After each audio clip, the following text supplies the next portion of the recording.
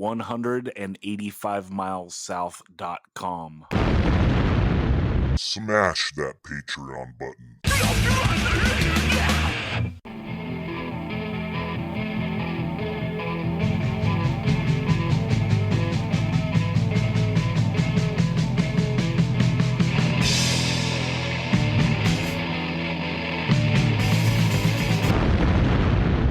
185 Miles South, a hardcore punk rock podcast.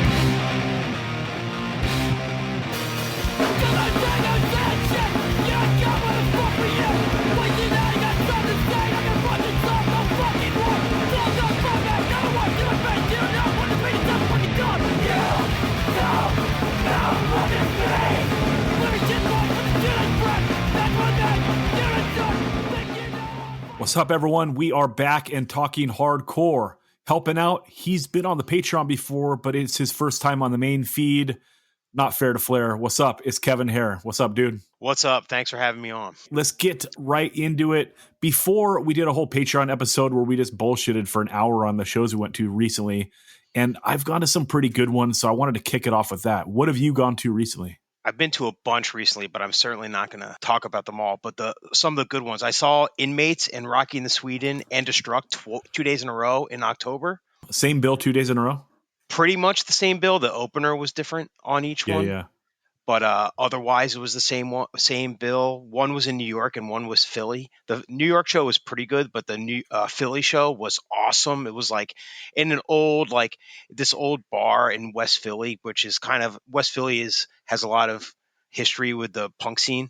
And so it was just this upstairs that does shows there. And the show was packed and people were going wild for every band. And it was just exactly what I want from like a punk show.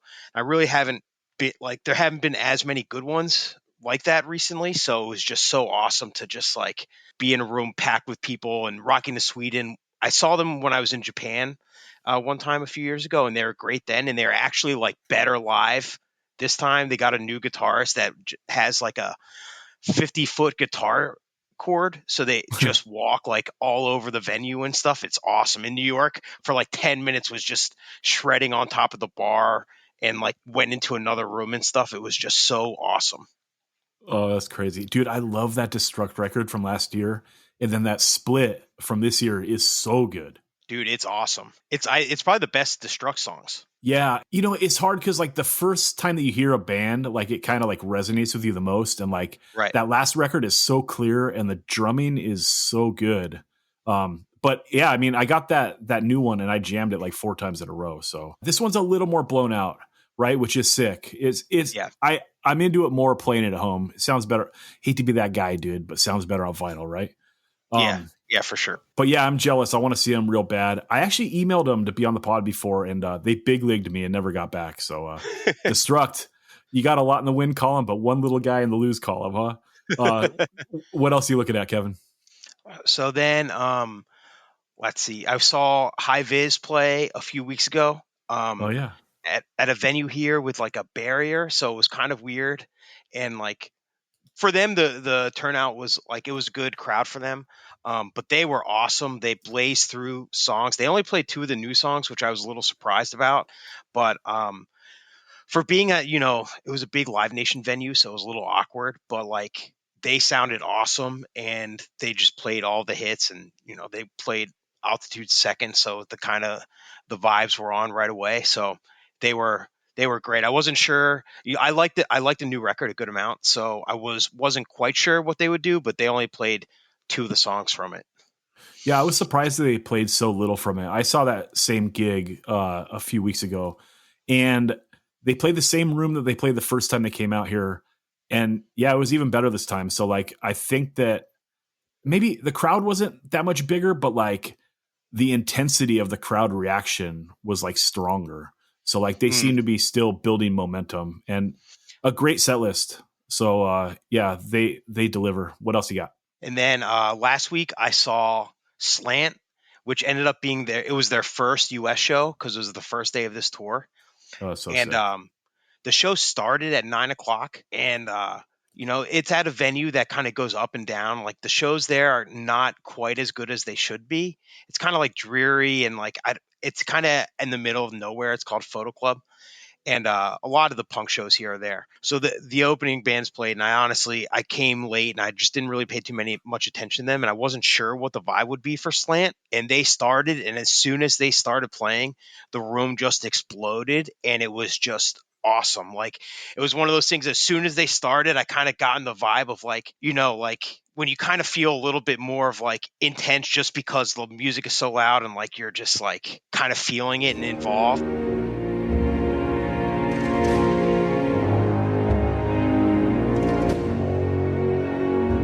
My friend, you just caught the hardcore Holy Ghost. That's just kind of how I felt the whole time, and they just blazed through the whole set real fast, barely any stops, and they were just awesome. Like, they were better live than on record, and that LP is awesome. The LP is so good. It's 2 or 3 years old now. I think that they did a demo or EP last year as well. But that LP is like, for a Roots hardcore record, like, it's a perfect recording. It's insane. Yeah. So they delivered live. I feel like the tour is probably over by the time this comes out. But if somehow you get a chance to see them, I think they're playing California at that big fest next September, whatever that one they do in September out there is. So hopefully they'll do a West Coast tour around then. Totally. Because they're awesome. And then the last show to talk about was last Saturday at the First Unitarian Church. Infest played with Brain Tourniquet. Why am I drawing a blank on who played after Brain? Oh, Illiterates and Shitstorm. And it was awesome. Brain Tourniquet was awesome. Illiterates, the only time I saw them was, I think they were a 3-piece then, and it was okay. This time they were awesome, and it built as the crowd went on. So I was really excited. I liked the record that came out. I guess it was 2 years ago at this point. I like it, but I liked it way more live too. And then Infest played, and they were so awesome. I've seen them, but not in like a decade, and I've heard they've been up and down recently. And it was exactly what I wanted. There was like, the show was packed. It wasn't the most packed show I've ever seen there or anything. I don't think it's sold out, but like Joe D'Annunzio was in the crowd for most of the time, and people were stage diving, and like it had a real tense, but in a good way vibe. And like, they were just, you see the old bands and you never know if they're going to be good or not. And even if you've seen them good before, you don't know if this time's going to be good. And they were just so awesome. Like, I couldn't get over how great they were. That's so sick, dude. Yeah, I feel you. Killing Time came out just recently, last weekend actually, and it was their second time ever playing on the West Coast. They came out one time before in 1990 and played the Country Club, and it was wild, dude. I was nervous because it's one of my favorite bands of all time, never seen them, and I was like, God damn, are they gonna be good? And I notoriously hate watching show videos, you'll never catch me watching like a hardcore set online. Like, I just think it's boring.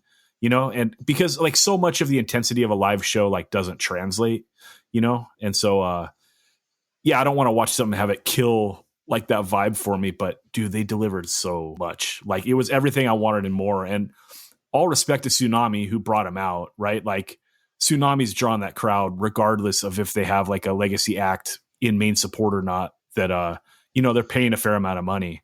So I mean, the fact that they brought out Killing Time for a handful of shows, put them there in main support, like in a fucking slot to win, like, that's insane. And the Oxnard show was great. I think they sold 800 tickets pre-sale and did another 100 at the door. And so, it was a big venue and a packed venue and so sick. And then all the bands were great. AWOL from Australia, Turina, Ingrown, and then Tsunami headlining. Like, just a banger of a show. Like, about as good as you can ask for of a show that size, right? Like, it didn't feel like a big stupid show where there's like, a bunch of posers or like no connection between the band and the crowd. Like, it was so ill. Going back a little further, I saw Lasso from Brazil. They played the Tower Bar here, which is like a smaller little bar, 21 and up, unfortunately. Good little crowd. And I like that LP, but like you're saying, like, live, they were so crucial. And they're a 3-piece as well, which like a lot of times isn't the most entertaining thing to watch, but like, there's so much to grab onto from that band live. Like, the drumming on record is impressive because like, obviously the dude plays very fast, but seeing it live, you're like, oh my God, I can't believe this guy plays this fast. You know what I mean? And so intense for so long. It's wild to see a drummer play that fast so consistently, like in that kind of band where it's like, dude, your skills are so sick. Like you could probably play in Slayer or some shit. You know what I mean? But yeah. And then the last thing I want to talk real quick, again, talking old bands, but this one is tried and true, never misses. Negative Approach played out here in San Diego. Terror brought them, so like same deal as Tsunami. Like Terror would have drawn that crowd themselves, but it's so sick to like stack that bill with Negative Approach. Haywire and Major Pain also played. Goddamn, dude! Every time you see Negative Approach play, it's the best time. And what a daunting task, dude, of Terror going on after them, right? But like Terror doesn't miss. The most consistent hardcore band there is. Always killer live, and just, you know, they got like 8 fucking LPs, dude. Like they're going to make a crushing set. Like they just pound it out, dude. They're undeniable. Like you cannot go see Terror and walk away not loving that band. It's impossible. So, and this Saturday, Nails at Brick. And, but yeah, so by the time this is out, I will have seen it, but, you know, we're recording this on Thursday night. So, hell yeah, dude. Anything else you want to touch on before I jump into some other stuff? No, I mean, my band played, my band False Salvation, I'll plug it, but we play with Terror here, and it was with the Cro-Mags too, so the same thing, Legacy Act, and I mean, Terror is unbelievable. They're unbelievable every time. Scott Vogel is the greatest frontman of all time. It's just fact. So they're the best. Yeah, I mean, when you account for like longevity and zero fall off from Vogel, like that's an argument you can make, right? And he like, makes every room, doesn't matter what the vibe is before they play. By the time halfway through, the room is going crazy. It doesn't matter. Yeah, Terror right now is like Sick of All in the 90s. You know, like they already have like a big catalog, but like they just crush live. Like they're the band. Anytime you see them, like it's undeniable. And it can just like, I don't know, it can be in front of any type of crowd and they're going to love it, right? Anyone that Sick of It All played in front of in the 90s was a fucking convert. And it's the same with Terror, right? Like you just put them in front of anyone and they're like, well, I'm a Terror fan. What are you going to do? Yeah, I mean, they played with that Drain tour here in the spring, and it was with a barrier, and it was one of the best times I've ever seen Terror. And it just kept getting better and better. Like I was sitting there and I was just like, I cannot believe how good they are right now in this venue with the barrier and stuff, and they're better than I've ever seen them. Yeah, I mean, they've just played every venue so many times, right? That they can just like crush anywhere. Was that Drain headlining? Yep. Yeah. Respect to Drain, right? Like who the fuck has the balls to put Terror main support and you headline over Terror? That's like strategically the dumbest move in the history of hardcore. You know what I mean? But like, dude, Sam's got that bravado. Like he's a great frontman too. Like he's one of those dudes that could actually like follow Terror and not get smoked off the stage. Much respect.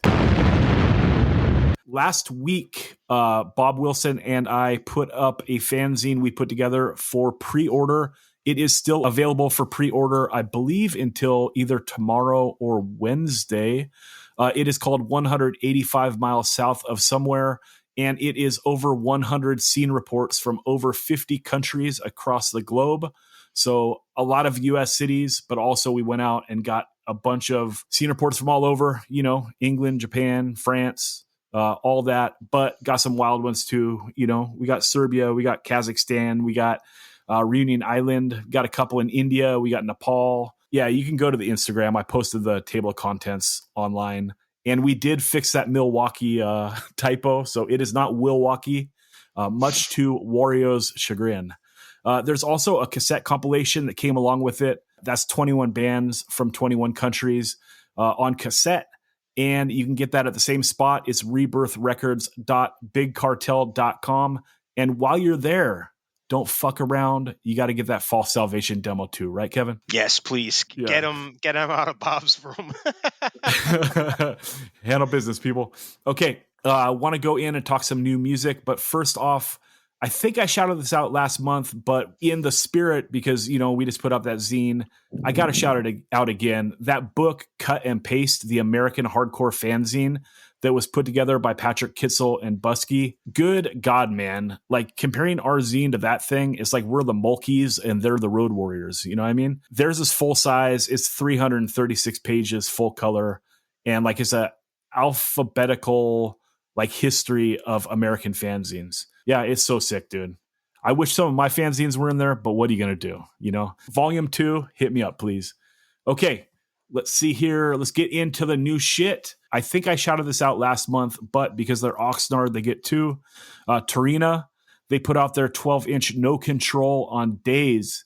It is awesome. If you like moshy ass hardcore, they're what it's about. So handle business. One of my favorite releases from last year, the band Street Sweeper out of Melbourne, Australia. They just put out a new EP. I believe it's called Don't Wait, although that might just be the single. But anyway, it's on all the streaming platforms now. And Green Noise Records in the US put out a version, or they're getting it for distro. So handle that. A band called Contraband put out their demo 2024. Just made a note that I liked it. Band Step by Step out of Tehachapi, California put out their promo 2024. Enjoy that as well. Our Fight. This is a new band, Joseph from Tsunami. It's him doing a roots hardcore band, and it's fucking good, dude. There's 2 songs on Spotify right now, and he's got a few in the pipe ready to go. So look for that. A band called Six Coffins. They put out a EP called The First Nail, and this is dudes out of Kathmandu Valley. Some members of Chain of Dogs. You know we always ride for the Kathmandu Valley hardcore scene. What's up? Bent Blue out of San Diego. They put out an LP called So Much Seething. Came out on Indecision Records. So that's what's up. When you order that LP, dude, buy that whole Retaliate catalog. What are you doing? We are putting together our year-end stuff right now, and I put it out to the Instagram and to a bunch of people in my email asking, you know, what's the best shit. And someone got back to me and said, you got to check out the Scud demos. This band Scud, they put out 2 demos, came out in January and March of this year. Dude, they're both good. We missed them, but now I didn't. So check out Scud. There's a band called Mean Jeans. Sick ass name, dude. Right? They put out an LP called Blasted. This is a pop punk band. I like very little pop punk, but I enjoyed this. A band called Execution put out a demo. I enjoyed it. Lasso, I talked about seeing them live. They put out a new LP called Parte. Came out on Sorry State Records. Handle business. You know what to do. Punitive Damage. They won LP of the year in the 185 awards, I think 3 years ago, 2-3 years ago. They put out a new 12-inch called Hate Training on Convulse Records. It is awesome. Brutal 7 minutes of music. You know what to do. A band called Pluto's Kiss. They are billed as being out of Toronto and Detroit. They put out an EP called 5 More Songs on Total Supply Records. I enjoyed it a lot. And it's sick, dude. That cross-border shit, Toronto and Detroit. You know, one side has better strip clubs and better social safety nets, and the other side has Never Any Game, Cold as Life, and gave us the movie 8 Mile. So it's close, which is cooler. We got the band Black Button. They put out an EP called Internal Life. Came out on Dynastic Yellow Star. Me and Kevin kicked this one around, possibly talking about it this episode. We filled up the show with other stuff, so we're not going to get to it. But this is a really interesting record. And again, there's a playlist for every episode, 185milessouth.com. Click the playlist link at the top of the page. Or you can just find us on Spotify, check out all these songs. But this lands somewhere between, this sounds whack when I say it, but it's actually pretty good. It lands somewhere between Black Flag and Modern Life is War, but there's like very little distortion on the guitars. And the write-up describes this as angular, which is usually like a keyword for this sucks, you know? But this actually kicks ass in a really unique way. It's like, what if Black Flag and the Minutemen did a record together? Actually, it's what if Black Flag and the Minutemen did a record together that was actually good. Then, let's see, finally, the Close Talkers, they put out a EP called Path to Peace, came out on Neon Taste Records, and this is your raw punk selection of the month. Close Talkers, handle business. Everyone check that shit out on the playlist, and you can check out all the music that we're going to talk about this month there as well. So, because that's what it's all about, dude. Not us jibber jabbing. It's about jamming the tunes.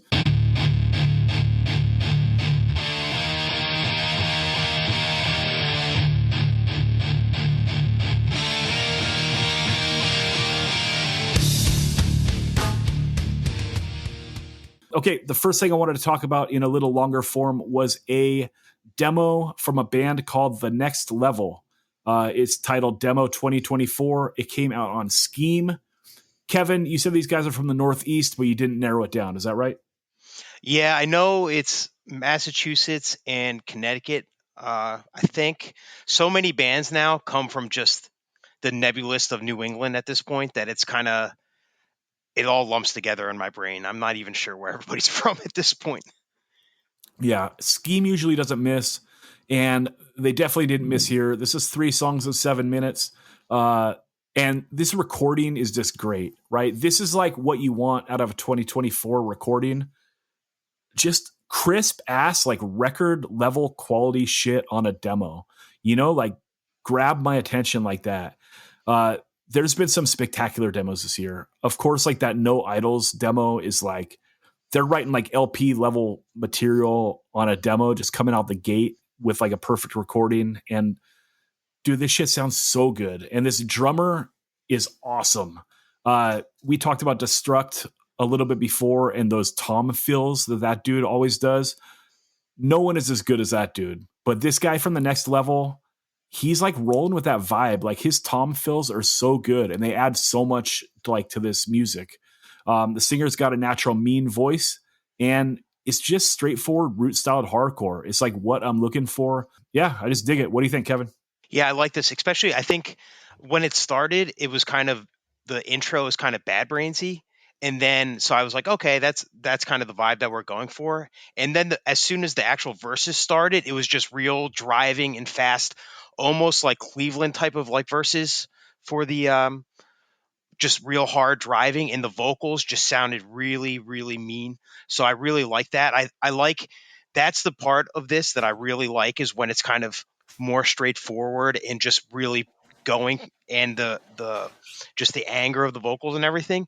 When it kind of gets a little bit more the New York and the Bad Brains, I don't like it as much, but like I really, when it really goes, I feel like this is one where it's like the demo is cool and the next record is going to be like fantastic. But I did see an interview that said that they didn't really do the Cleveland part on purpose and that they're probably not going to try to do that going forward. So I hope they reconsider. But yeah, generally, like, I think that this is really good, and it just, there's not that many bands that just sound mean, and I think that this one does. Yeah, and it's just natural, right? It's not like, it doesn't sound like this dude is making a voice. Like it's not pretend. One thing I want to say about this is like in recent years, like there's a common neg you hear about bands when people say like, oh, they got no riffs. And like, I don't know. I think that the knock on most modern hardcore bands is like they have no good songs. It's not that they are lacking in riffs. In fact, like so much like of band songs now just feel like it's all riffs and it's just like cut and pasted together with like no direction or purpose, like in regards to the actual songwriting. And so like sometimes like we're going to talk this again in a later record, but like, I wonder if I'm actually looking for bands with no riffs. You know what I mean? And like, I kind of, so when I was listening to this, I think that members were in like other bands like Adrian and stuff. And when I was listening to this, to be honest, I think that the parts that I didn't like were where I could tell that they were good at guitar. yes. Like, I don't really want to know that you're good at guitar. I actually want to kind of think that you're not good at guitar. And like, that's kind of what makes a real hardcore song for me. And I know that it's like funny to say, but I was just like, yeah, I think they're kind of like showing off a little bit too much at this. Not that there was like solos or anything, but just like little things that they were doing. Yeah, it's weird, right? Because like the verses like really won't have a riff. It'll be like da da da da da da da da da da da da da da da. But then like on that third track, like the dude is like doing some like Van Halen shit on the guitar. So like the dude can play. So it's like it's a conscious effort to not be super riffy throughout the thing. I dig it, dude. I think this is cool. Everyone should check it out. And yeah, just come out the gate with a recording this good and people are going to want to hear the next thing you do. Right. And like, I think you're right. The next thing will probably be even better. Cause like if you lay down a demo this good, you can't like fucking follow it up with some bullshit. Right. Yeah, for sure. And the second song too has like an excessive force mosh part, which I like, I didn't notice it the first time. And then the second time I realized and like the vocal delivery, and I'm just like, all right, this is hard. Okay. Let's go on to the next thing. The band Freeze Out from Houston, Texas. They put out their demo, came out on Tribe Dream. This is one of the best and also most disappointing releases of the year for me. And I'm going to explain myself, right? Because I got to start by saying, like, this recording straight up sounds like shit. In fact, it sounds like shit so much that I think that it's like an intentional choice of the band. Like they're trying to have it be raw or like not overproduced. It sounds like it's like a live living room recording or something. And that's disappointing, dude, because the songs on here are fabulous. This band has written some of the best songs that channel like that Breakdown 87 demo or the Raw Deal demo sound that I've heard in, I mean, maybe ever, right? Like they are channeling like that sound so well. It just sucks that I have to like listen to it through like the filter of, oh, this is a really bad recording when, you know, you're from Houston. Bands have been getting good recordings out of Houston for 20 something years. Like, let's make this happen. I think that like what made like the Breakdown 87 demo and the Raw Deal demo so great are like the bases of them is just some of the meanest sounding punk ever, right? Like if you think about the song Wall of Hate, that's just straight up one of the most angry hardcore punk songs there is. Or like think about the verses on My Reason, you know what I mean? Or think about Life of Bullshit and Vengeance. Like those songs are punk as fuck. And like, I think that that's like something that doesn't get talked about enough in the Breakdown 87 demo and like the Raw Deal demo is just like the backbone is that it's just so punk, right? And like this demo hits those vibes so well. If you listen to that song NFTF, it hits like the vibe of like those verses on Life of Bullshit. You know what I mean? It's crazy. And that chorus on Face Off, like it could literally be something the pull off Brightside or the Raw Deal demo. Like it's literally that good. And I'm not exaggerating. I'm giving it to you straight here. This recording sucks, but the songs are fucking great. That song, This Pain, they're doing like their own version of like Age of Quarrel era Cro-Mags. And like, it's kind of like their Survival on the Streets type song, all fast. You know, they're not touching the Cro-Mags, but like they're not getting fucking smoked by them either. Like they're doing this style good too. And like, this is a style that's great. You know, it's been done recently by Akulu, by Blow Your Brains Out. Like those are two bands that do it great, by Big Cheese. And like, here's another band like tackling that style and like doing it really well. And then the last thing I wanted to say on this before I shoot it to you, Kevin, is that part on Open Your Eyes when it switches to the ride and the singer goes, "Gotta stand together, hold strong." Again, it's like something that could have been like straight plucked off Brightside. Like it is that good, dude. So that's my take. Am I blowing this out of proportion, Kevin? No, the first time I heard this, I thought it was just okay. Mostly because of the recording. I was the same with you where like, you know, I hate to be a recording guy because like punk and hardcore, I think sounds too polished these days, like we were just saying. But like at the same time, sometimes it's like obvious when it's intentional. And I feel like this one is more of just like doing it fast or like DIY than like intentionally necessarily like wanting to sound worse. But at the same time, like you kind of almost have to make a point to sound like that at this point. But the more I listened to it, the more I liked it. This is going to be really on the nose, especially because of Texas.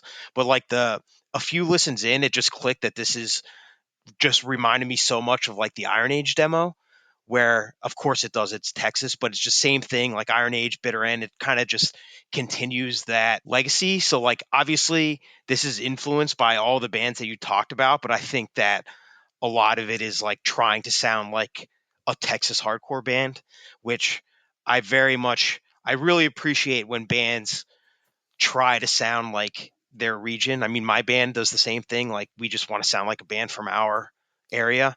And so I think that that's commendable at this point to just be like, these are the bands we grew up with. These are the bands that we respect from our area. And we just want to kind of continue that. So the more I listened to this, the more I liked it. And it took me a while to get over the recording, but now it's probably one of my favorite demos of the year. And I've been listening to it a lot this week. Yeah. I love listening to it by itself. Right. But like, I can't have it on shuffle because like It's going to sound sorrier than everything else I'm listening to. Dude, I would just say re-record these songs. Like don't ditch them. They're that good.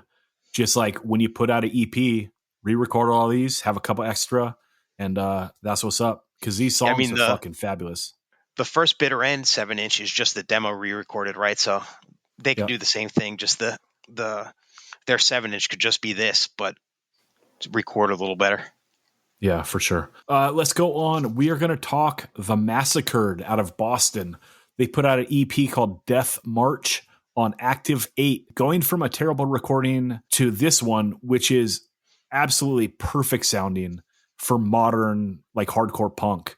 Like that hi-hat and the snare sounds so good and drivey. And like the singer has like such a nice, mean voice, you know, but really like the hi-hat and snare just drive this whole thing. Like they sound so crisp and so good. And everything just sounds naturally mean, you know, the guitar tone, the drumming, the singing, everything. Like I think they're probably aiming for like being like the Shit Lickers or maybe Chaos UK or maybe like the rougher sounding one-way system stuff.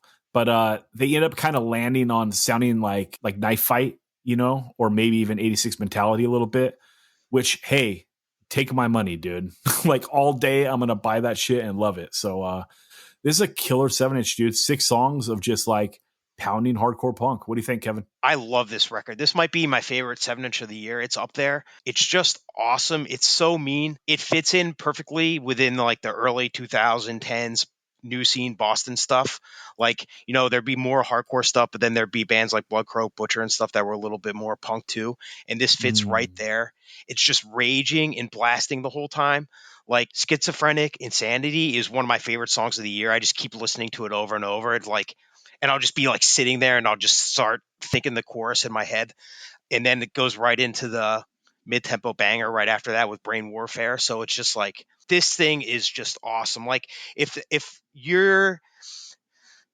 the band's like, you know, No Tolerance and Boston Strangler and stuff, if you are missing bands like this is a little bit more on the punk side than those, but it's like right up that same alley. It should scratch that itch.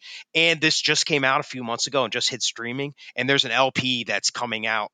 Like it might technically be out because I think they're have it on tour. So I'm hoping that it's just not some of the same old songs as this, but like 2 records in the same year is pretty sick. But yeah, this one is just, it just rages and it's mean and it's a type of hardcore that like, I don't want to say nobody's doing this now, but like when you see it, it's almost like an oasis in the desert, right? And it's just like, just perfect. This is what, if every band sounded like this, I'd be so happy. Yeah, if this was like the base of what hardcore sounded like we'd be in a really good place.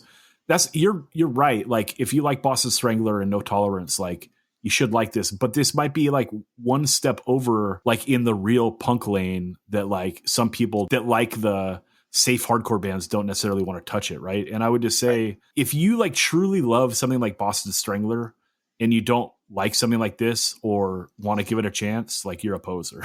Right. So, Yeah.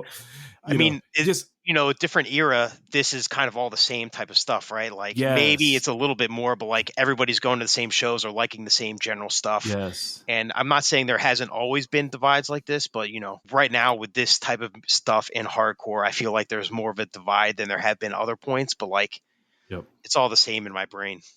Yeah. I mean, and it goes both ways, right? Like if you're people say spiky punk, right? And you don't like something like Boston Strangler, like you're a fucking poser too.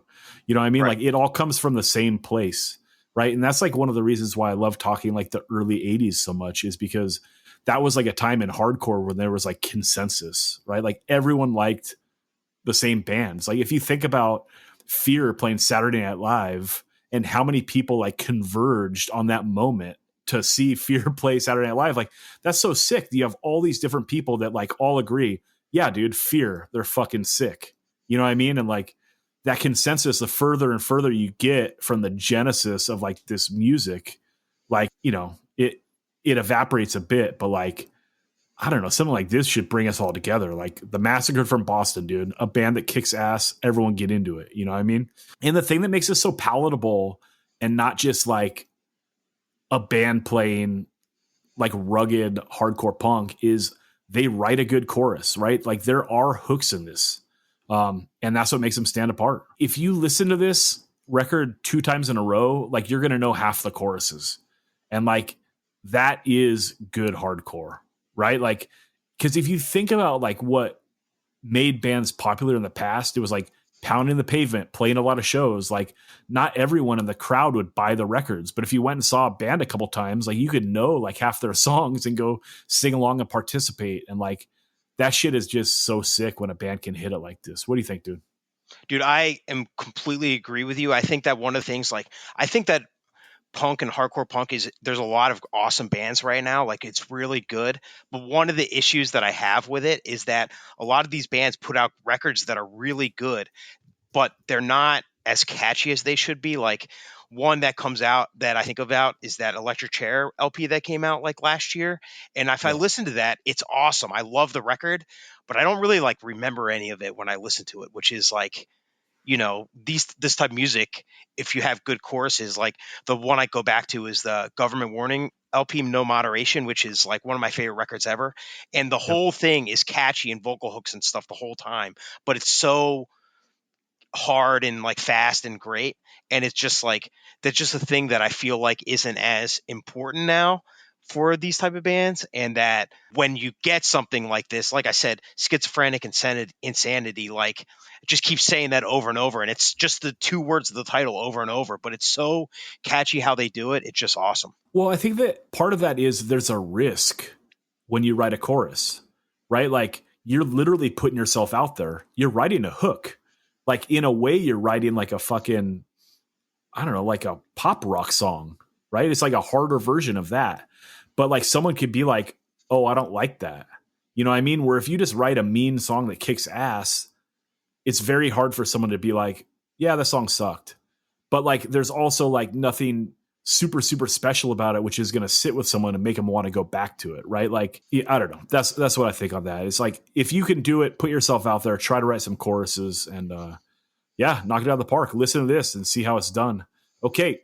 Let's go on to the last thing we're going to talk. That is the band Mob 47 out of Sweden. They came back and put out an LP, which I'm going to mispronounce, but to my eyes, it says Tills Du Door, and it came out on Rap Punk Records. Dude, Kevin, I'm going to let you go first on this one before I gush on it. First of all, it's a debut LP for a band that has existed for 40 years. So that is crazy. But this record is just so like, I cannot believe how good this is. It's just raging the entire time. It's a band that knows what they are. They are a Swedish DB band, and that's all they want to be. There is no illusions of trying to do anything else. There is no like, we are bored with this band, let's try to do something else. Or there is no, we've been a band for 40 years, so let's try to reclaim what we did before, or let's try to like force things on people or whatever. It just, these guys are lifers, and this is the music that they're doing, and it's so natural sounding and just driving and raging the whole time. Like, I think one of the guys joined the band within the past decade, but then the other two have been in it the whole time, or whenever they've existed as a band. And it's just like, it's just unbelievable how just consistent and great it is. You just put it on and the whole thing rages. It's only like 20 minutes, I think, or 16 minutes, however long it is. But it's just the whole thing. You get to the point, and I never get bored with it, and which is perfect. Like, I just want to listen to it again when it's over. And so many of these things too, like by the time, especially a band like this, it's really hard to keep a whole record kind of flowing and like, you don't get bored of it, especially with a band. We talk about riffs, and there's not really riffs on this. There are some, but like there's not a huge amount. So it's really hard to keep that engaging. And so like they're able to do it, and it's awesome. It's easily one of my favorite things this year. It's going to be in my top 10 list of the year, and I just can't stop listening to it. Yeah, I've been thinking about this a lot as we've been building up to this episode, and I never want to be like a super hyperbolic dude, but this might be the most spectacular comeback record in the history of hardcore punk. And, I was trying to think of like other notable ones. And the main one that always gets name checked is Descendants, Everything Sucks. Of course, that record's great, right? They came back after, I don't know what, a 10-year stretch of breaking up some shit. But like, if you think about that shit, like they were probably in their 30s. You know what I mean? I love that Visual Discrimination Serial Killer 7-inch that came out in 97. They were probably like in their late 20s. And I like that Youth Brigade LP, To Sell the Truth, that came out in the mid 90s. They had broken up for a while. They came back, did Happy Hour, and then did To Sell the Truth. But like they were probably in their early 30s. And just some other ones I was thinking about is, I think Pop said Social Distortion, Prison Bound. You know, that's one, but they'd only been broken up for maybe 4 or 5 years. I was still in the 80s. And then Bad Religion, Suffer is technically a comeback album. They were broken up for 4 years or something. But like, this is insane, dude. This is Mob 47, who put out a classic hardcore 7-inch in the year 1984 and is putting out their first LP ever in 2024. So they got to be in like their late 50s, maybe even early 60s.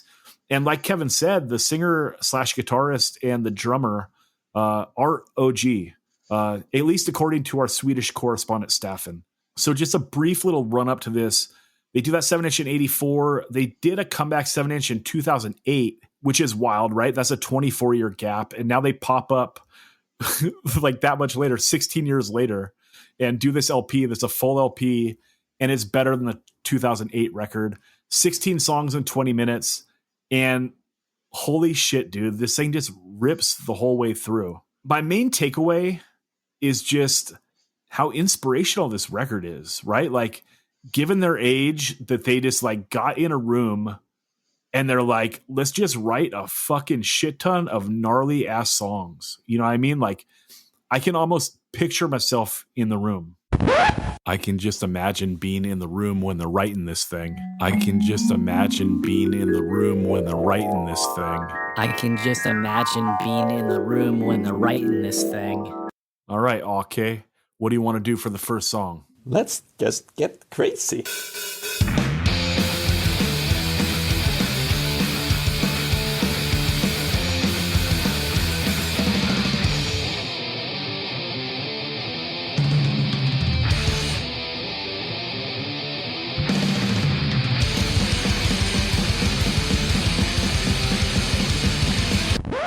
Hell yeah, that shit was tight. All right, what about the next one? How about another Ripper?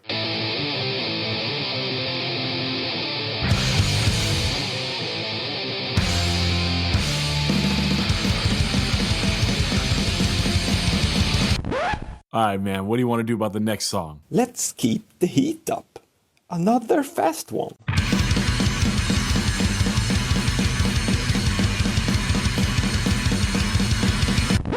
Dude, that was sick. All right, next song. What do you want to do here? More heat, bro.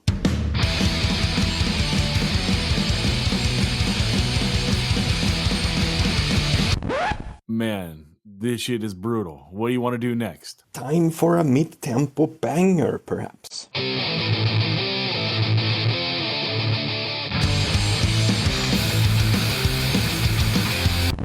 Dude, that was sick. What do you want to work on now? Okay, let's do 10 more crazy ones to even that out.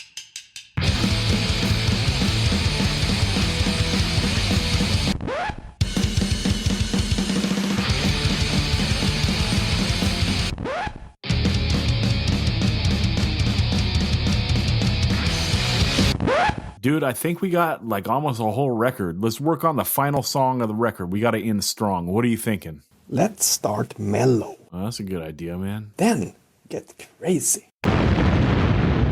It's just a punishing, straightforward hardcore punk record. Like track after track, straightforward, punishing. Another track of straightforward, punishing. One mid-tempo banger. There's a couple songs that have like a tempo change. The last one starts mellow before it goes wild. But yeah, like overall, this is just a really good hardcore punk record that sounds great. The recording's great. The vocals are great. The tones are great. There's some moments where it gets like kind of sloppy, but they hold it together. And like that gives it so much character. Cause like the last thing you want is like fixing things in Pro Tools. Like that would just be ridiculous. And yeah, this record, when we do these episodes, like a little peeling back of the curtain, like I usually like load a bunch of albums into a playlist and just put them on random for like a week or so. And then I kind of naturally like decide the stuff like, hey, what's that? And I go look what it is, right? And if that pops up a few times and I'm like, hey, what's that? We might talk about it on the pod. And like, this is one of those things that like when I was narrowing down the things that I wanted to talk about, every time that one of these songs came up on shuffle, I was like, what the fuck is that? That was sick, you know? And like, eventually, like, it just starts like narrowing it down to me, like listening to it on like on my phone. And then I ordered the record and I've been listening to it on my pad. Like, it's just so sick, dude. If I'm going to be super critical, like, my attention span is not that long. Like, could they shaved some of these songs? Yes. Like, would I jam this more a year from now if it was 14 minutes instead of 20 minutes? Yes. But I almost like the idea that they're like not thinking about that. They're just like, let's write a bunch of songs, let's record them, let's put them out and roll with it, right? Because like, this doesn't seem like there's any sequencing involved in this record. It's just like, let's write a fucking dope song, let's go. You know what I mean? So yeah. What do you mean they hibernate. crafted this thing for 40 years? They spent 40 years. Yeah, and they're gonna at least go dormant for another 15, 20 years after this, right? So they're giving us something to chew on. Yeah, this is just seriously so much respect for this band. What an absolute achievement. So good. Final thoughts on it, Kevin. The one other thing is we talk about production and bands now making the choice to sound worse.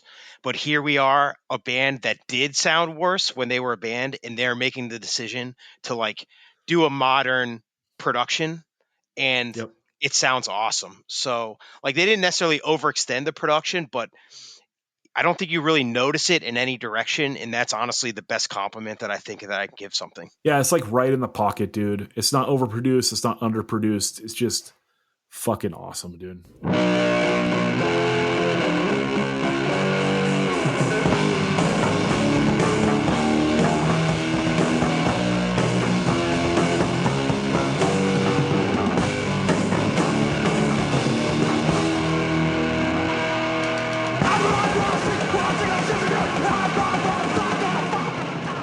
Much respect to Kevin, dude, because I said, what do you want to talk about? And he's like, I want to give you the 5 greatest hardcore records out of Philly. I was like, all right, dude. Like, way to set yourself up to just get skewered, right? Because like, I've done things like this before, and people come out of the woodwork in those DMs to tell you you're wrong. So, well, luckily, yeah, nobody can tell me I'm wrong on this, so that's fine. That's true. That's true. So you got 5. You ran them by me quickly, but let's get into it. What's number 1? And is this in order, or is this in no particular order? This is in no real particular order. All right, cool. Let's get into it.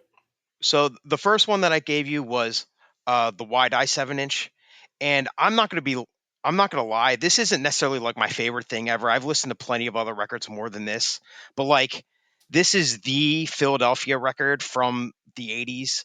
It's, you know, in that era, in general too, like, Philadelphia is a scene that a lot of the bands have kind of been pretty insular. Like, they've never really left. Even the big ones have kind of had their own kind of like alienated type of vibe, you know, or like, if not, they still didn't exist very long. Like, for whatever reason, maybe it's because we're in the shadow of New York and DC and stuff. Like, the scene has always existed and really thrived, but it's also still just been really kept to itself. And so there aren't as many like classic things from here that people like, you know, New York is right there with a million records, and DC is right there with like a million records. There's not as many like that for Philadelphia, but this one is ours, the Wide Eye record. And like, it just sounds so crazy. Like, it sounds fucked up. When you listen to it, you're just like, what the, like, it sounds out of tune and crazy and real dark. It sounds darker than most of the stuff that's coming from any of the other places on the East Coast from the time. But like I said, this one is just it's like, this one is ours. It's our classic record. People don't really see it on the same level as those other ones, but like, here, they're the band like that, you know, and they still play, they still exist. I haven't seen them in a long time, but like, they still pretty much rip. And sometimes he brings out like the Freddy Krueger claws and just has them on stage when he's up there. But like, they're just true lifers, and like, they're just awesome. So like I said, this one is ours. Like, this is what we have. The first time I think I ever saw it, and I think the first time a lot of people would have seen them, was American Hardcore, the movie. Like there's video footage of them, and like the first time that the video of them shows in the movie, like it's just a different level than everything else that previously is there. Like Jackal's singer is just going absolutely bonkers, and it's impossible not to watch it and just be like, what the fuck is this? So yeah, this one, if you're talking about Philadelphia hardcore and punk, you have to talk about Wide Eye Place in the Sun. It's just, it's the record. You got to put respect on it, even if it's not necessarily your favorite thing. Like this one is ours, and you got to know it and put respect on it. And Out for Blood is all time track. Yeah, it's a great pick. It had to be number one, right? This is killer first wave hardcore, very rough, very aggro, and everyone knows that clip that pops up like every 6 months of them playing when Jackal's like doing that crazy, like throwing his elbow back move over and over. So sick, Yes. dude. Yeah, this is like a notch below like the A tier stuff, you know, but like so is everything else in the history of music. You know what I mean? Like, and we're talking about 1983 here, right? So like if you're talking A tier, we're talking the SSD 12-inch, Get It Away, DYS 12-inch, Agnostic Front 7-inch, Antidote 7-inch, the Abused 7-inch, the Suicidal Tendencies LP, the Crucifix LP. Like these are like some of the greatest hardcore records that ever happened, right? So, but there's a lot of like the stuff, and I'm not trying to be insulting saying B tier because like as a fan of hardcore, I like C and D tier as well. And this B tier stuff is like some of the best shit ever still, right? Like that CIA 7-inch, the Coro 7-inch, the Ill Repute 7-inch out of Oxnard, right? Chronic Sick, Hated Youth, United Mutation, the Battalion of Saints 7-inch. I put all that stuff like on this level. And side note, San Diego people, don't get mad at me, dude, because I think the Battalion of Saints first 12-inch and the LP are better than the 83 7-inch, okay? But yeah, I mean, like it's there. It is a crucial, critical 1983 US hardcore 7-inch. If you like good, zero bullshit, old school hardcore, you're going to like this. And if you don't like that style of music, you won't like it. You know, that's it. Yeah. And just to say, that came out on Blood Bubble Records in 1983. I listed the details, so let me list these off for you, Kevin. Numbers 2 that you threw out was Blacklisted, Our Youth is Wasted. It came out as a split release between Stillborn and Walk All Night Records in the year 2004. What do you got on this one? So Blacklisted is the hardcore band ever from Philadelphia in my mind. Like they are number one. I think everybody from here, especially that is, you know, my age, I'm getting older now, but like anyone from like 25 and up, the Blacklisted is the band for them. There's all sorts of different eras of them. Like they're a band that absolutely progressed. Each record is different. You know, even when we go, probably at the time, like Heavier Than Heaven, Lonelier Than God was like the biggest record of them. Now people go back and they think The Beat Goes On. Like people, younger kids, they latch onto that one because it's heavier. But they're the band. Their shows were crazy. You know, they're unique. Philadelphia bands, a lot of times, like we're saying, and it's kind of a theme, have this kind of dark vibe, even if they don't necessarily mean to. It's just there. It's just kind of built in. And Blacklisted has it. And I think that Our Youth is Wasted is the record for them. Like it's the one that kind of sums it all up. Bob Wilson from Rebirth, he once told me, he's like, dude, this is our lowest of the low. And honestly, once he said that to me, I'm like, yeah, that's absolutely 100% right. It's just straightforward, real driving with real bass heavy. But it's not like too much. Like it's not breakdown focused. It's still, you know, pushing forward hardcore. But this is it. You know, the split with First Blood came out after this, which has Eye for an Eye for on it, which is probably like the Blacklisted song. And like I said, there's different eras. People will latch on to different things. But for my money, like, you know, Peace on Earth, War on Stage is the other record that I really like, but I think of it like as the best Blacklisted record. But the one that really just kind of sums it up and does everything is Our Youth is Wasted. And, you know, you see the video of them at Posse Numbers with Joe Hardcore moshing like crazy, and it just has its own vibe. And all the Philly, like the scary old Philly people that if I see them now at a show still, I tense up. I'm like, oh my God, that person's here. You see them in just going crazy in all those videos and stuff. And like I said, this is the like hardcore band ever from Philadelphia. They just played shows last year and they were just unbelievable too. So like they're my favorite Philadelphia band ever. They're one of my favorite bands of all time. And yeah, you cannot talk about Philadelphia hardcore without talking about Blacklisted.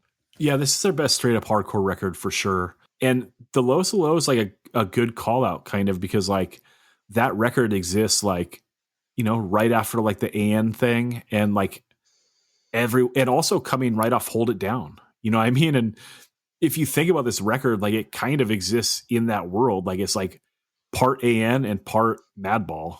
You know, like that Finding Faith song is like pretty much a Madball song, you know, which is sick because you don't really think about Blacklisted rocking it that way, but like they're rocking my favorite shit like as good as anyone. You know what I mean? And yeah, they got to be called out. They're the band that, you know, took Philly on the road, right? Like they pounded the pavement like some fucking real road dogs, dude, and went out there. So yeah, much respect. This is a band that like it doesn't matter even if you like them or not. Like they're a band to be respected, right? Yeah, absolutely. Yeah. And just I think they are a perfect combination because you can hear them and you go like, I hear American Nightmare here, but it doesn't sound like American Nightmare. You hear it and you say, I hear Terror here, but it doesn't sound like Terror. You know, Madball parts, you can say, I hear it there, but like, it doesn't sound like any of those things. It sounds like Blacklisted, you know? Yeah. I mean, that stuff is just in the air, right? And like they're a band that was like existing in that space at that time. So yeah, it's sick. Great pick. Okay, next up is the band Letdown with their record Crossed Off. It came out on Dead by 23 in the year 2005. So this one is absolutely like, this is like the personal pick, right? Like it's not necessarily a canonized record, but for me and a lot of people, like my friends, this age group, like Letdown was a really like it kind of shaped what I think hardcore is. I was going to shows before I saw them. And, you know, I was going to like a lot of hall shows and stuff with heavier bands. And then the first time I saw Letdown, they were just all skinny, snotty suburban kids. They were throwing chairs around. All their friends were moshing. And at first I was like, what the fuck is this? But then as I saw them more and more, like they really define what hardcore is to me. Like just fast, straightforward, snotty, fuck you, we don't give a shit, we're going to piss off everybody here. I mean, there's a lot of stories of, you know, Bob's smacking beers out of people's hands, being confrontational or whatever, jumping off of file cabinets in the back of a room to nobody. There's a video climbing on the scaffolding at a huge festival in Italy to like 10 people, but he's 30 feet in the air just doing the monkey bars on the lighting fixtures and stuff. Like, it just, the way that it was, a lot of people that were in their teens or 20s, like they're from the suburbs, a place called Doylestown, and they created their own scene that existed for a while and was really thriving for a while. And a lot of younger kids that went on to form bands came from that or like migrated to that scene. Like so many kids became straight edge and started bands in this area because of them. And like I said, it's just like, they really, you know, straight edge and in your face and just fast, crazy. We are a hardcore band and nothing else. Like it really was a band that helped shaped what I think hardcore was. You know, like I was into all sorts of bands before that, Bane, American Nightmare, all that stuff.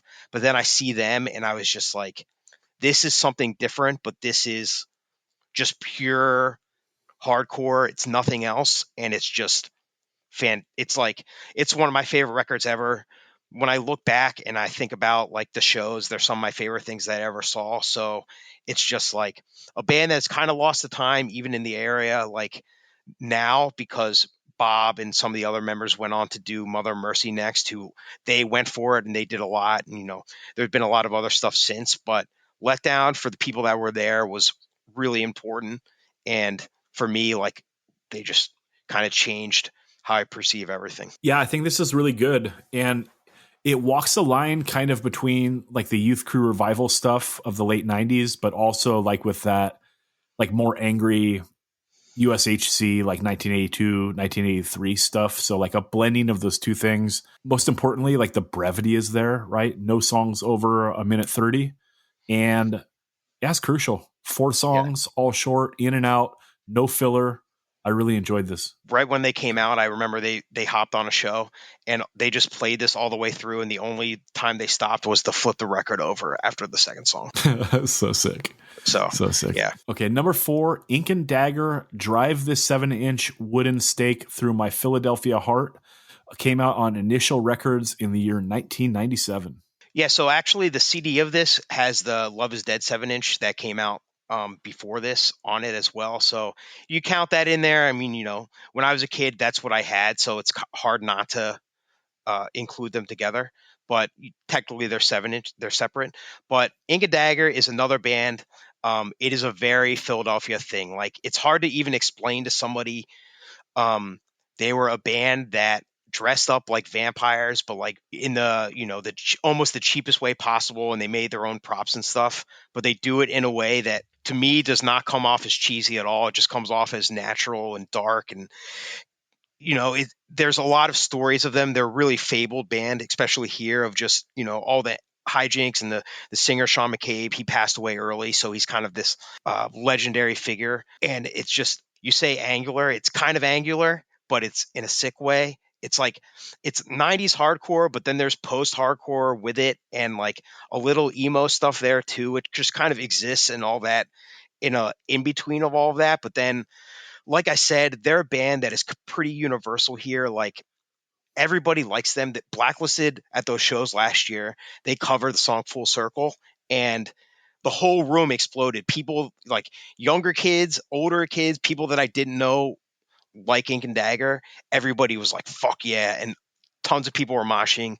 I mean, it's just like, it's almost hard to explain to somebody not from here, because it's really easy to look at them and be like, why are they like, they're vampires, dude? But I don't know. It just makes sense. And it's just, they're another one of the defining Philadelphia bands. And they're a band that, like, they did tour, and they were on, they ended up on a bigger label and stuff. But like, and I think they do get some respect now, like in the general punk and hardcore culture, but like another very definitively Philadelphia band. And honestly, if people other places don't really understand it, I kind of like that, like some things are just, they just are. And if you understand it, you understand it. If you don't, that's fine. And that's Ink and Dagger to me.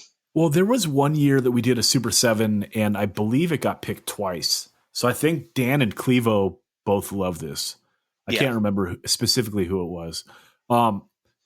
For me, like, this is 97. This is like, I'm pretty young into hardcore and pretty like just into straightforward shit. As a teenager, like, there was no way that I was going to get into a band like that was dressing up like vampires, right? Like, I don't even know when I started liking The Damned. You know what I'm saying? And on top of that, like, I didn't like anything on Initial, like, unless you were a Vogel band, right? Like, for some reason, like, I think that, did Slugfest come out on that, or Despair came out on Initial? I think one of them did. Maybe they both did, dude. And it was just kind of like, what? Okay. Because everything else did is they like reissue emo. Slugfest on that? Maybe it's that. But yeah, that first song, Road to Hell, on here, it just sounds so miserable to my ears, right? Like, which I assume is like the appeal, right? Like, I'm pretty boring and straightforward in my tastes. But that second song, the Shadow Talker, I listened to this a few times for this, and I listened to it a few times after the guys picked songs off this and really sung its praises back whenever we did that episode. In listening to this again, like that second song, Shadow Talker, like, I think I understand the appeal, like, because it sounds like a way angrier version of like Embrace or like some Revolution Summer band to me. Like a way, way angrier version of Embrace, right? Yeah. And I can see that for sure. Yeah, and it's more aggressive, like both in like the slow, fast verses that they do, and then also like there's even a mosh part tucked in. You know what I mean? So like, I get the appeal. It's like a super, super aggressive emo almost. But yeah, just not for me. But respect for riding for it, dude. Yeah, and Bloodlust, which is on the CD, which is on the other 7-inch, but it's on the CD version. It's like the Ink and Dagger song. So That's the one where everybody is just going crazy. But like I said, it kind of all mixes in my brain. But yeah, they're the best. Or Okay, I'll to me. check out that song because I think that everyone is writing for the 7-inch. So this is what I checked out. Yeah. But okay, number 5, Kid Dynamite self-titled LP came out on Jade Tree Records in the year 1998. Yeah, so this is probably, I would think this is probably the biggest hardcore record ever from Philadelphia. I mean, you know how things go where things come out afterwards that might technically be bigger, but like when the world is smaller, the bigger records then feel bigger, and when it's bigger, the bigger records are smaller. So Yep. that's kind of, I feel like this is the record. Again, like they did tour, but like they didn't really exist for that long. There's 2 records, they did some touring, and then they broke up pretty fast.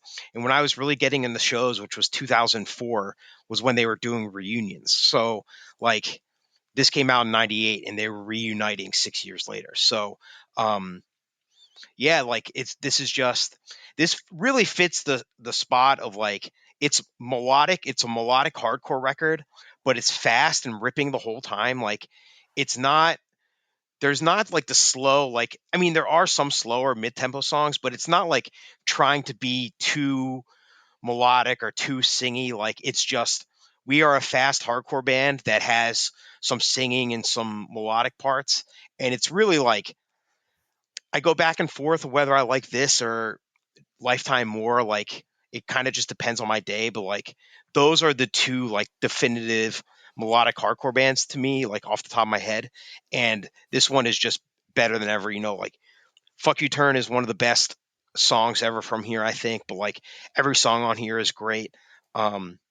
It's like I said, this one, especially when I was younger, I've listened to this all the time. There's a bunch of other records that I could choose for a top 5. Like, you know, I love Harshow Record and All's Failed and Turmoil if it counts, like all sorts of stuff that I really like, but it feels a bit disingenuous, both as like, this was a record that I found very early, but it's also like, if you ask people what a band, like what is the first hardcore band they think of from Philadelphia, I feel like a lot will say Kid Dynamite, especially, you know, of an older generation. So they have to be on here, especially with like, I don't want to say they're underrated because that's not true, but like these days everybody goes to Lifetime as the band, and you know, I think that Kid Dynamite is right up there, just as awesome, just as good. This was pretty much universally loved when it came out, if I remember right. And part of that is because a lot of people got into Lifetime really late, like myself. You know, I didn't get into them until Jersey's Best Dancers, and I saw them once on that tour with Good Riddance in Santa Barbara, and they were excellent, and then they broke up.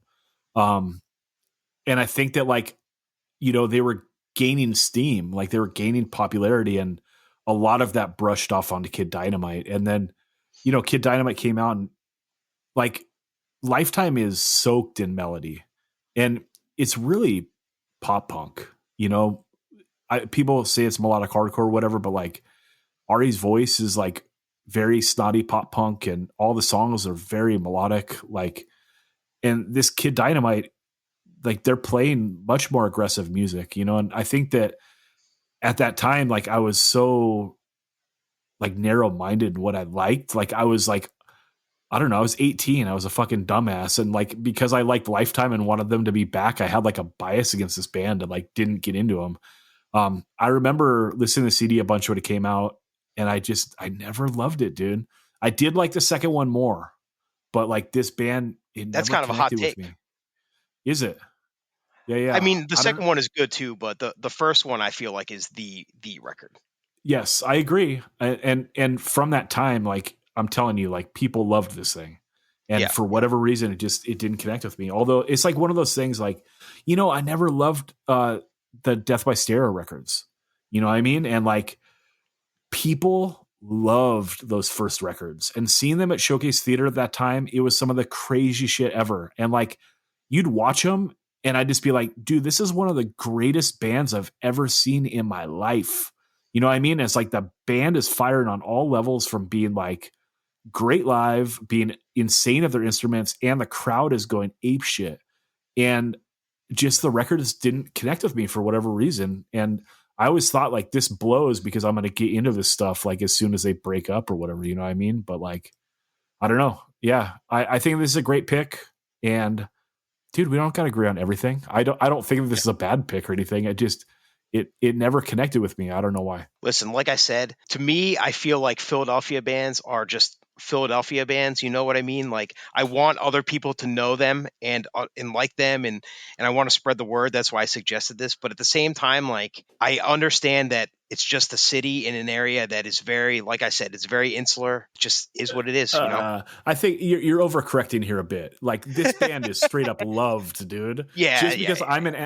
I'm an asshole and don't like it, like, does not mean.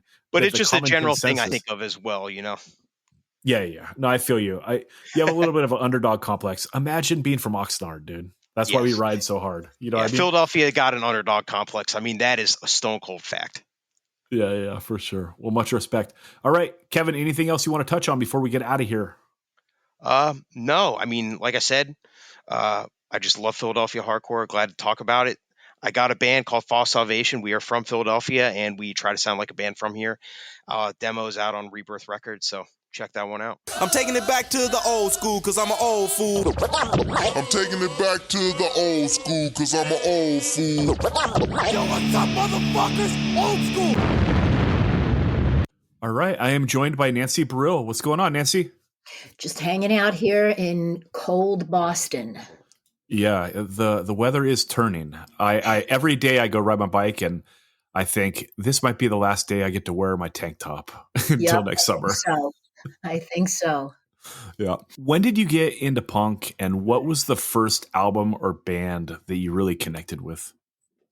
So I got into going to concerts. Well, I got into music through my sister, who moved out of our shared bedroom and into the basement and started listening to bands like Lou Reed and David Bowie and T-Rex, and then also bands like Foghat and Jay Giles. And she would play the music down there, and I'd hear it through the floorboards. And then later I'd run downstairs and try to figure out, okay, what was I hearing down there?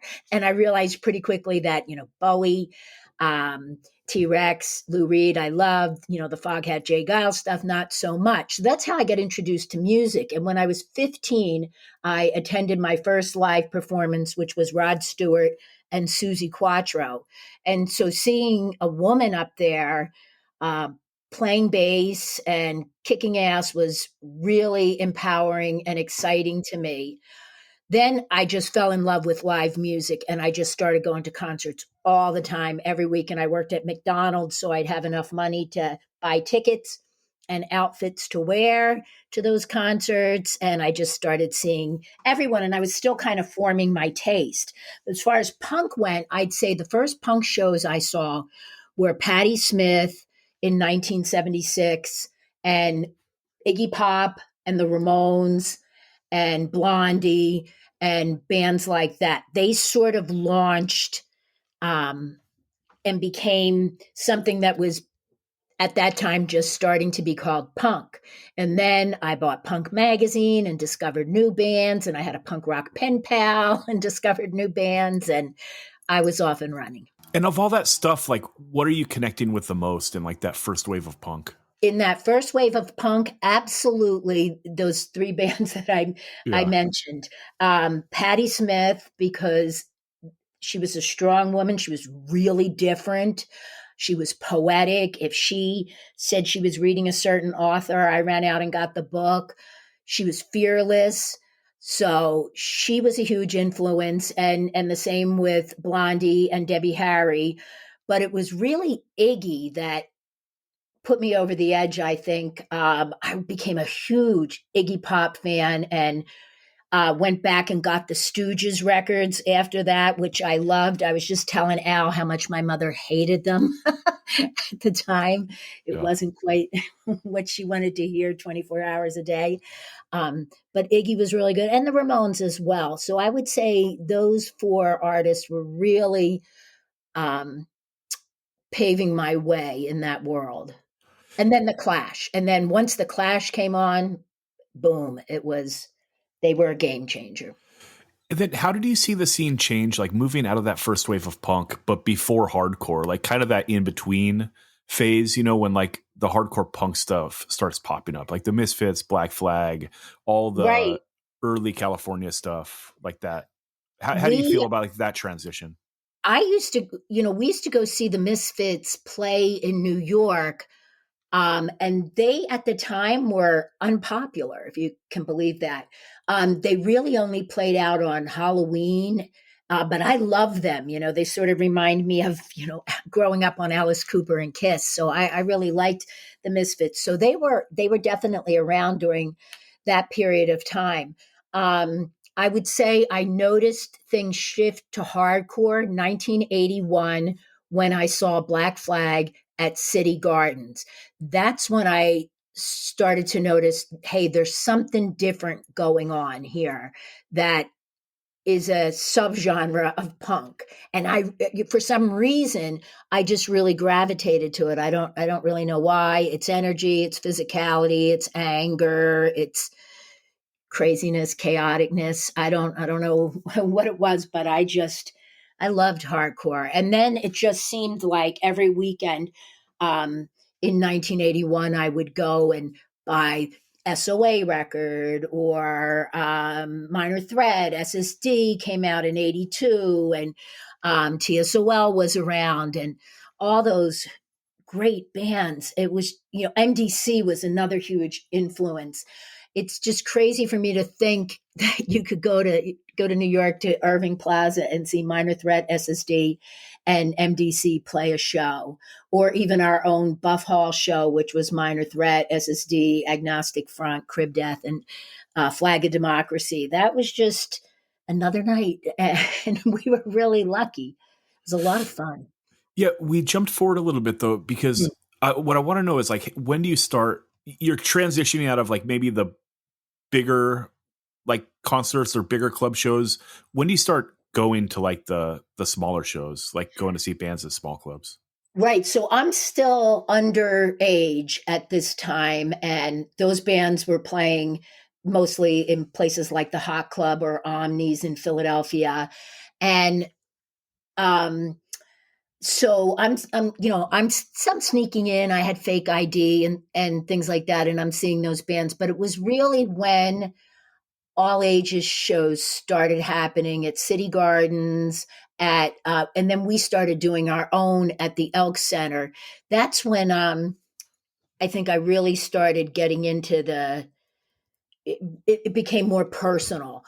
Even going to see bands like Madness at the Hot Club, the place was so small that there was very little separation between the artist and the band, and the Buzzcocks or whoever you saw, like you would see those guys outside smoking cigarettes and you could talk to them, and so that wall between the audience and the person on stage got torn down, and I really liked that. I liked the participatory effects that hardcore brought to the scene. So that's when I really started to love it. But it wasn't really until we started doing our own all ages shows that it took off. So let's talk about that a little bit. So you start helping with booking shows at a place called the Elk Center. Let's set that stage. Where is the Elk Center? What is the venue like? What type of shows are you booking? Let's just paint that picture a little bit. Yeah, so the Elk Center is on Fitzwater Street in Philadelphia. Not the best neighborhood. I didn't know about its long, storied historical background, that it was this great community center for the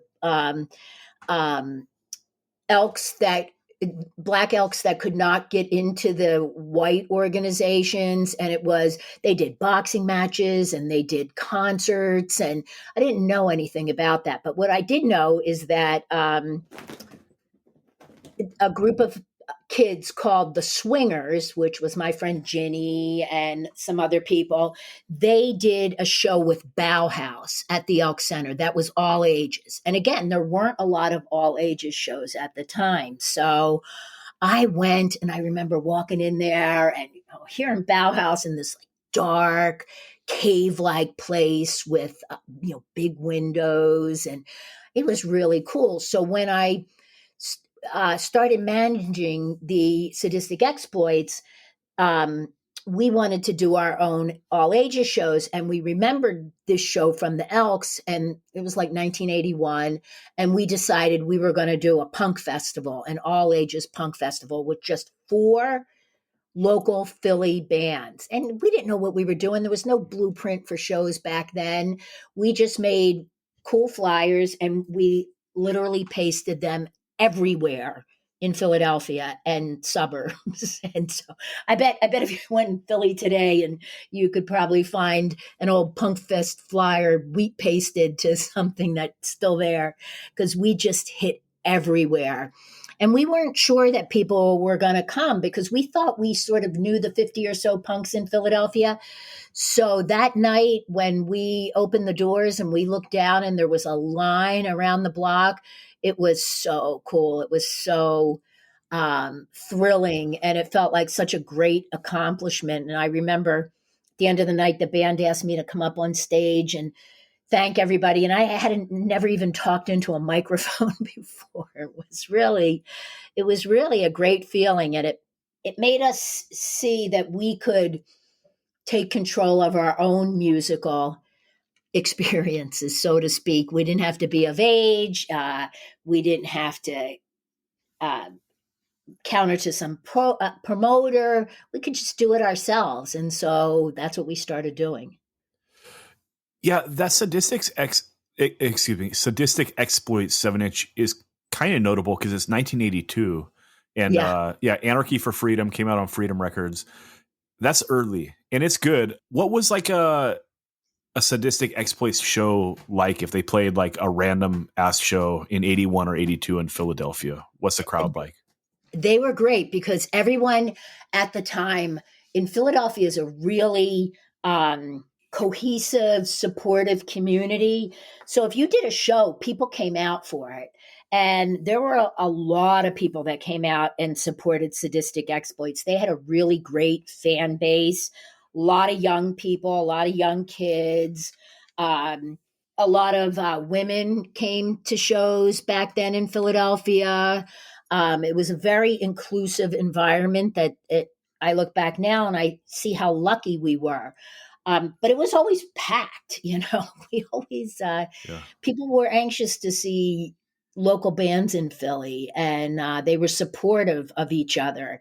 And so that was really great at the time. You talked about going to City Gardens in 1981. Can you talk a little bit about different areas outside of Philadelphia that you went to see all ages hardcore shows at in the 81, 82 era and how they compare to Philadelphia? So City Gardens had a terrible reputation. I remember when someone told me, we heard a girl got kidnapped by a biker group and they tattooed things on her lip, like "eat me" on her lip. And it was just crazy. I was like scared to go there the first time I went. But I saw girls school there. I saw TSOL there. I saw Dead Kennedys there. I saw Black Flag there. It was a great venue to see a show. It was bigger than most. It was always the crowd was always really energetic. There was always a little undercurrent of danger there, no doubt about it, but I never had any issues. And then I was going, after I got the Sadistic Exploits, their first gig at CBGB's, and we realized we could get into CBGB's. Then we started going up there a lot, and to A7 and 171 and 2+2 and Irving Plaza. And that was sort of a scary and dangerous experience as well, especially if we would take the train in and then walk from Penn Station down to the Bowery. We sort of got jaded at the time, I think, to some of the things that we saw happening there. But those shows were always great. Of course, seeing a show at CB's or at A7 or 171 or 2+2, very small, intimate venues, sweaty, hot, but fun. And Irving Plaza was always I saw great, everybody from Bad Brains to, the bands that I mentioned there. And that was a really fun venue to see. That was a little bit bigger. Usually, if a band from DC came, a lot of DC people came. A band from Boston came, a lot of Boston people came. And so it was, as people have said in the past, a gathering of the tribes. And there was always a little undercurrent of competition and physicality and energy that made it really fun and exciting. And I think even at the time, I knew that I was part of something very special that was happening. And so those places were probably where I went the most, outside of the Philadelphia, immediate over the bridge, New Jersey area. As a quick sidebar, forgive my ignorance, maybe this is a stupid question, but like if you're a band like Sadistic Exploits and you're from Philly, you're going to play a show in New York. Are you taking the train over, and are you taking your equipment on the train? So we absolutely did that, and then borrowed other people's stuff in the most of the shows. Though we had a friend that had a car, Johnny. He had a car, gotcha. And we would throw the guitars and maybe an amp or two into the trunk and drive down from there. And so when I look back now, I think, geez, how did we do it without? I do think that's one reason why a lot of the Philadelphia bands don't get their due, is because Philadelphia kids didn't have money the way DC kids and Boston kids, some of them did at the time.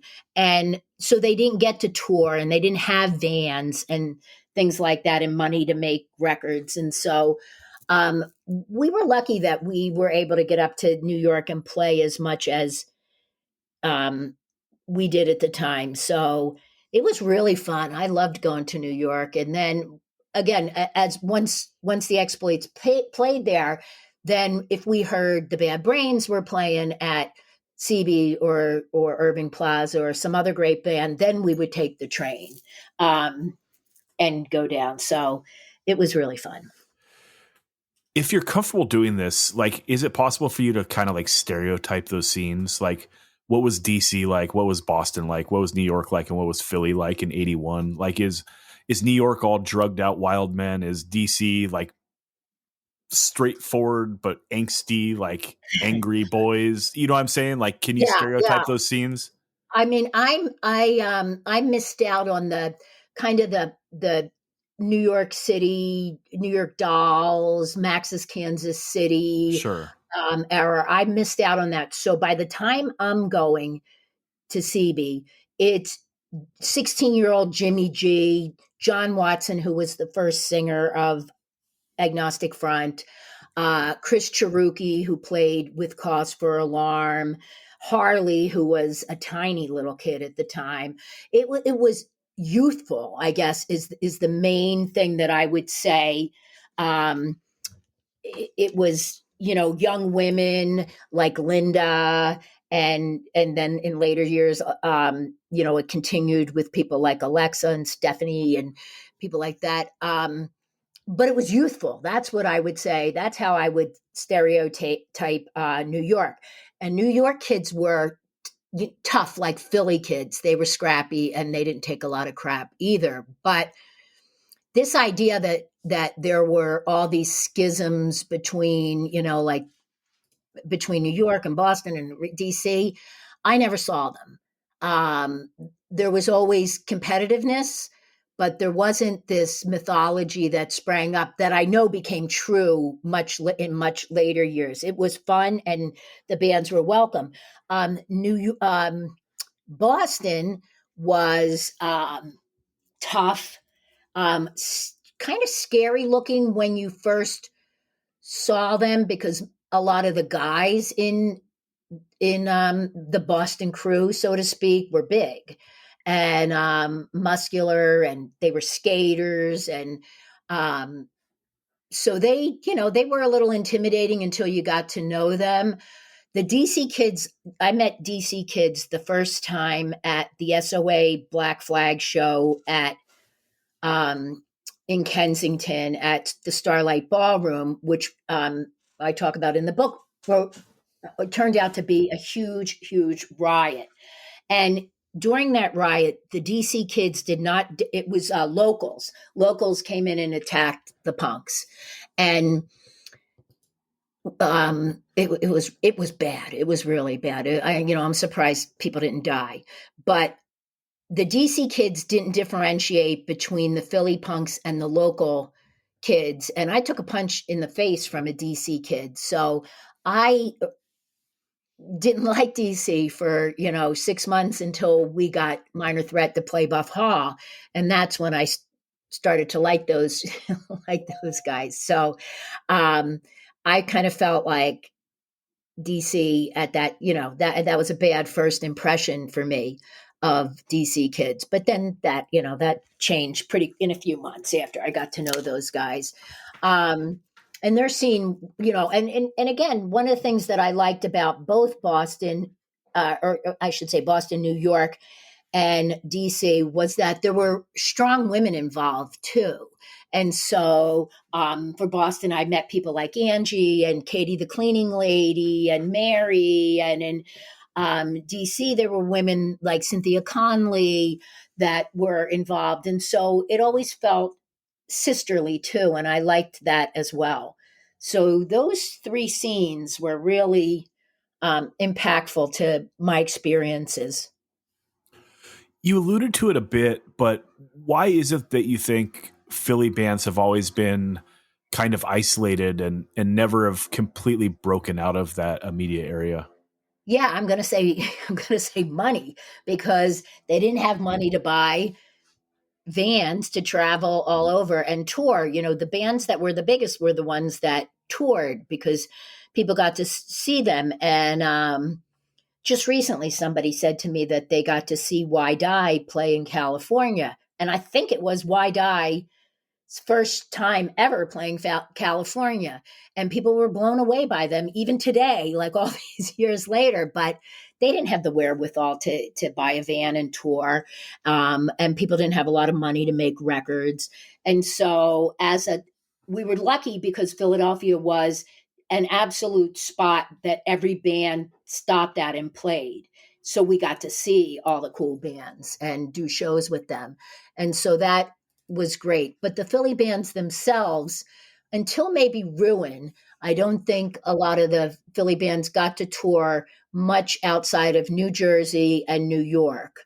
I don't even remember Philly bands coming to Boston after I moved to Boston at the end of 1982. I just don't think that they had the money to do it. So I think that it kind of hurt them at the time. Where do you think that Why Die 7-inch fits in, like with all the classic hardcore stuff? Oh, I think it's right up there. I really do. I think I have tremendous love and respect for the Philly bands and their tenacity and their grittiness and um, their pure energy. Those bands are really, they're really great. And I was glad somebody said to me, Mike Gitter, I don't know if you know who Mike Gitter is. He works in the music industry. And he told me that after my book came out, a lot of people became interested in the Philly bands. And I'll tell you, out of all the things with my book, that was one of the things that made me happiest, was that people were going back and looking through catalogs and finding Philly bands and getting to know them. And it made me really happy. What was the suburban influence on the Philadelphia scene? And back in like the early 80s, were there shows out in the suburbs? I don't think so. Not during my time there. It was pretty confined to the city. And somebody else, I think I don't know if it was Joe Nelson. Somebody just asked me this, asked this recently. We didn't know where people came from. You were in Philly, so you were Philly, and that was it. And it wasn't until many years later that I realized, like, oh, this person was from Ambler, which is right down the street from me, or Lansdale, which is right down the street from where I grew up. I don't think I knew that at the time. I was just like, you're in Philly, you're from Philly, and that's as far as I got. But I didn't see a lot of. I never attended a show in the suburbs that I can remember. At all. They were all Philly and New Jersey specific. When do you think like that first wave of hardcore starts changing? I mean, if you were there in Boston at the end of 82, you see it with SSD changing, right? Like Get It Away comes out in 83 and they change almost immediately after that. How do you feel about that whole era of hardcore, like moving out of the first wave? Yeah, I mean, I love that first wave a lot. I love Get It Away. I think that How We Rock is a strong hardcore record that had a cover that people didn't really like. And it's funny when people listen to How We Rock now, they have a different opinion of it than they had back then when they thought it was a hard rock album, or some people called it metal. It was definitely not a metal record. And so, but I saw bands, the whole scene started really changing, and it started getting sort of hyper masculine and aggressive, and it just wasn't any fun anymore. And maybe I aged out of it because by that time I'm getting to be, into 23, 24, 25, and it just didn't appeal to me in the same way that it did before. If you were part of that scene, however, bands as they played, they got better at playing, and so they wanted to try different things. And these are guys and women that grew up on. A lot of them grew up on bands like Aerosmith and Cheap Trick and AC/DC and Alice Cooper, and so it doesn't surprise me at all that some of that sound would start to infiltrate their music as they got better at playing their instruments. And it didn't work. People didn't want to, they wanted hardcore, and I totally get that. I wanted hardcore. But it wasn't, there were a lot of bands at the time that were making that tradition, and kids were getting into bands like, I can remember kids in Boston getting like Black Sabbath tattoos and stuff as they, hardcore kids, as they were exploring their musical roots. And so today, you hear people, everybody's an armchair quarterback and they're weighing in on things, but it was really organic and pure and developmental as it was happening. And I think a lot of people overthink it.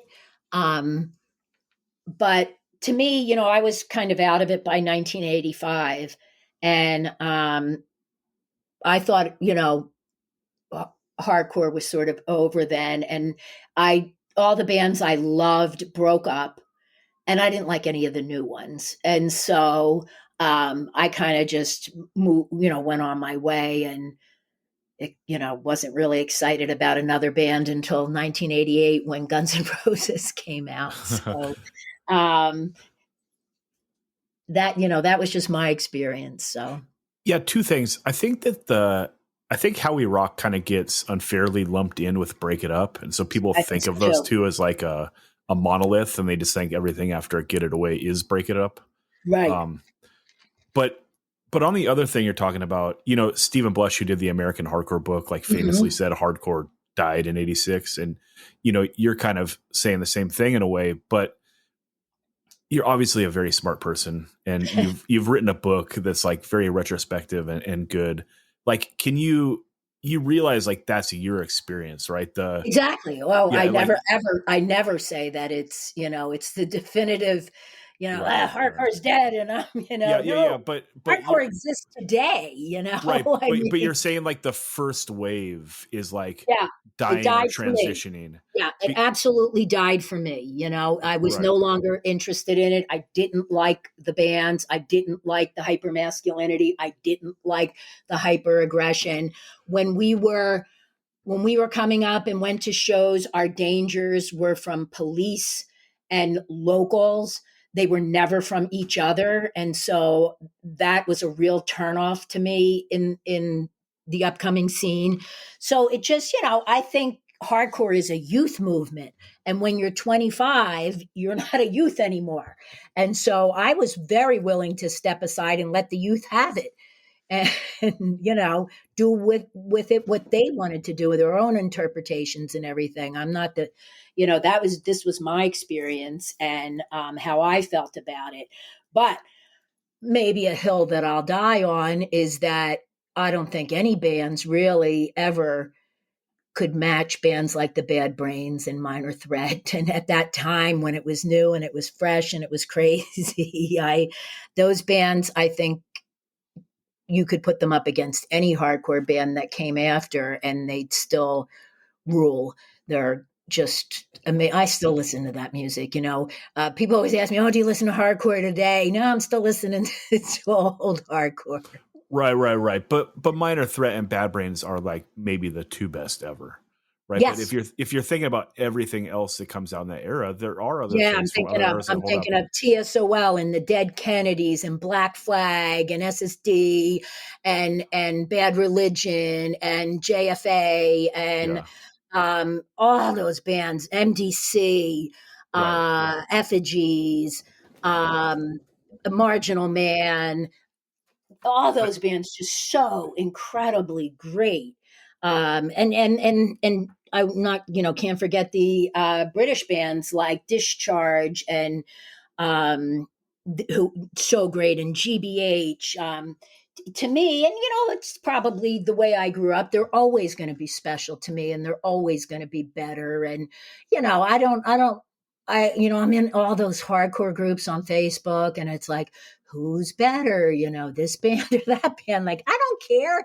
Everybody should just enjoy whatever they want to, they love. And that's, if you came up on Have Heart and Turnstile, that is awesome. I'm so glad that you're finding your place in music, in the musical world, and enjoying it. Like, to me, that's what it's all about. I love hearing that.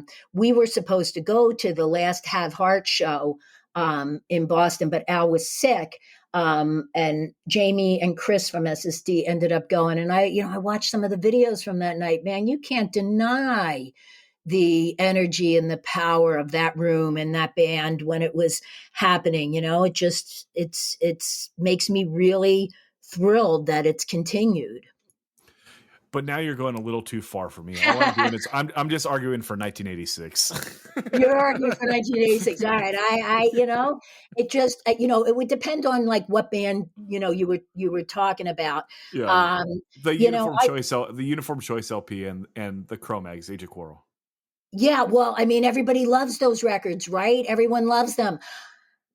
I haven't heard them. I'm not going to lie to you. I don't know them. I don't know those records. And, where I'm getting educated on, Marky Ramone has a show on Sirius Radio called Marky Ramone's Blitzkrieg. I don't know what it's called. But anyways, I'm being introduced to a lot of those bands on there. Like today, Al and I we had to mail some SSD merch and we heard Youth of Today. Now those guys were, they love SSD and they're really nice and everything, but I really don't know their music. And so, Al and I was like, oh, let's listen to this, I've heard a lot of those bands that you're talking about on that show and sort of am getting educated about bands like Dag Nasty, I was like, oh, I heard that today. And I was like, oh, this is great. This is... so it's my own ignorance. I just stopped listening to that genre of music in 1985. That was it for me. We sold all the equipment. We bought a jet ski, a stand-up jet ski, and that's where we were for the next 5 years. We weren't in the dark, smoky clubs anymore. We were out on the ocean or a lake. So it is kind of cool to hear that music now. There's a couple of bands that I heard on there that I'm like, oh yeah, I could see why people are totally into this. Names are escaping me right now, but I'm getting a little bit of an education on Marky Ramone's show. Yeah. Nancy, had Al never listened to Youth of Today? I don't think we ever did. No, we didn't have the records or anything. No, not at that time. Yeah. Because they're just kind of the band that like brought all that back. So that's what I'm wondering. Yeah. But okay, we got to do a challenge. So okay. Oh God. Yeah. No, I'm not putting you on the spot. I'm saying you got to listen to that Uniform Choice record and that Cro-Mags record, and we'll circle back in maybe February or March, and we'll get your and Al's opinions on those. And we should probably throw in a Youth Today record too for Al. Yeah, I'll tell you, it's- I saw 7 Seconds for the Okay. first time a couple of years ago, and I had never seen 7 Seconds. They were even though they were out at that same time, they didn't come east, and so, oh man, when I saw them play with the Circle Jerks, I loved them, and there is nobody nicer in the business than Kevin Seconds. Sure. That dude is one nice dude. So yeah, I missed out on that because I just wasn't listening to it at the time. Yeah. I'm so curious because you have such an ear for like that first wave stuff, like to get your take on just the second wave stuff. So maybe if I could punish you, I'll give you a couple things, and then we can circle back and see your take. Okay, that sounds great. Yeah, sure. Yeah, and they're all older now, so they won't care if you're like, this is fucking terrible. So I don't know that. I'll be honest, but if it takes me back or it touches those memories, I'm gonna love it. I think probably. Yeah. And we got to hear Al's take on Youth of Today, because like that is hardcore history. Oh yeah, he loves those guys, and he was just saying today, what a great front man, and sure. he was like, wow, he's an incredible front man, and so we've talked about it, but we don't remember the records. Yeah.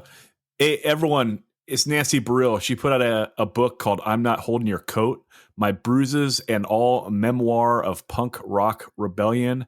It is fabulous. You can get it.